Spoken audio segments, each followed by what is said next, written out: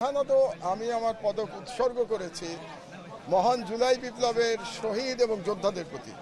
কারণ আমি বলেছি যে তারা যদি এভাবে জীবন না দিত, জীবন বাজি রেখে বাংলাদেশে গণতন্ত্র ফিরিয়ে না আনতো, তাহলে আমি নির্বাসন থেকে ফিরতে পারতাম না। আমি যেটা মনে করি যে আজকালকার তরুণ প্রজন্ম যারা, তারা জিও পলিটিক্স নিয়ে অনেক ইন্টারেস্টেড, তারা জিও পলিটিক্স নিয়ে জানতে চায়, ভূ রাজনীতি জানতে চায়, এবং এদের ইন্টেলেকচুয়াল লেভেলও অনেক অনেক পরিণত তাদের বয়সের তুলনায়। তো সেই জন্যেই অনেকটা এই বইটা আমার লেখা, খুবই সিরিয়াস বই, ইংরেজিতে লেখা, the rise and challenges of Indian hegemon in South Asia.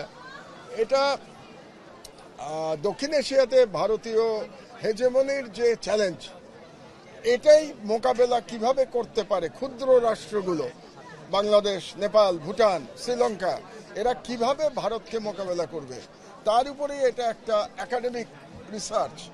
এবং আমি মনে করি যে যারা বিশেষত হিস্ট্রি, ইতিহাস, ইন্টারন্যাশনাল রিলেশনস এবং পলিটিক্যাল সায়েন্সের ছাত্র, তাদের জন্য এটা একটা ভালো রেফারেন্স বই হতে পারে। আজকে এক যুগ পরে এসছি আমি বইমেলায়, নির্বাসনে ছিলাম 6 বছর, আজকে নতুন স্বাধীন দেশে ফিরে এসেছি।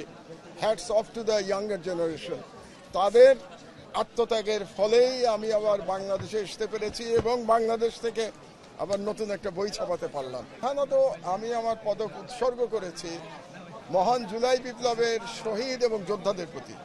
কারণ আমি বলেছি যে তারা যদি এভাবে জীবন না দিত, জীবন বাজি রেখে বাংলাদেশে গণতন্ত্র ফিরিয়ে না আনতো, তাহলে আমি নির্বাসন থেকে ফিরতে পারতাম না, বাংলাদেশে আবার নতুন করে একটা মুক্ত আবহাওয়া তৈরি হতো না, এবং আমার 21 পদকও পাওয়া হতো না, আজকে বইমেলাতেও আসতে পারতাম না।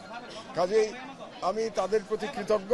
কিন্তু এখন আমাদের সময় হচ্ছে দেশটাকে গড়ে নেয়া, দেশটা আবার যাতে করে এখানে আবার মানবাধিকার ভুলুণ্ঠিত না হয়, মানুষের বাক স্বাধীনতা, লিখবার স্বাধীনতা যেন ভুলুণ্ঠিত না হয়, সেই কাজটি আমাদেরকে করতে হবে।